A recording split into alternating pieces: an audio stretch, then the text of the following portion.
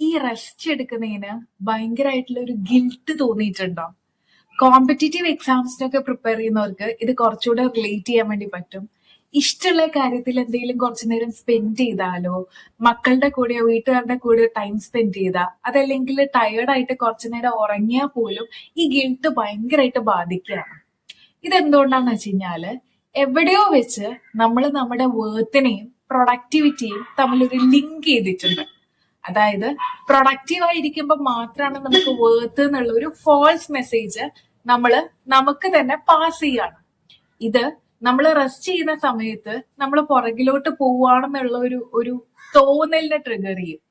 So ഇവിടെ actually സംഭവിക്കുന്നത് എന്താന്ന് വെച്ച് കഴിഞ്ഞാല് റെസ്റ്റ് എന്നുള്ളത് നിങ്ങൾക്ക് കൊടുക്കുന്ന ഒരു റിവാർഡ് അല്ല, മറിച്ച് ദാറ്റ് സംതിങ് ദാറ്റ് ആ mind and body actually needs എന്ന് മനസ്സിലാക്കുക.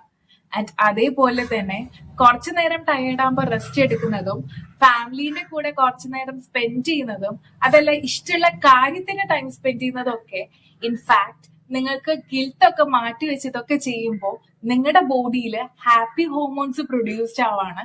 അതുവഴി നിങ്ങൾക്ക് കുറച്ചുകൂടി ഒരു മോട്ടിവേഷൻ കിട്ടാന്നുള്ളതും കൂടി മനസ്സിലാക്കുക. And that's it. You have got this. All the best wishes. Thank you.